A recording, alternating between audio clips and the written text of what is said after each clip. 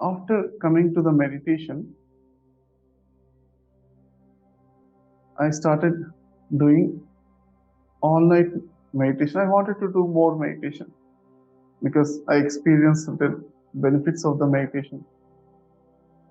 Hey, I was doing half an hour, 1 hour of meditation. I am getting good benefits. I wanted to do more meditation. At the time, I was a software engineer. Then how can I do more meditation? Yes, I have the night. So let me utilize the night.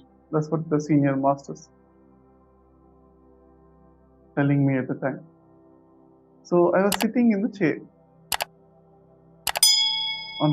Then next day morning when I wake up, I was on the bed. I don't know from where. When I stand up and I went to the bed. Bed is just nearby from the chair, 2-3 feet only. But 2-3 feet walking, I do not remember. When did I do that one? Then I feel very 2-3 days I was trying it. 2-3 days it was like that. Then I changed. I feel something. One important, strong feeling I felt that unawareness is death. Awareness is life. I cannot live in this unawareness, death.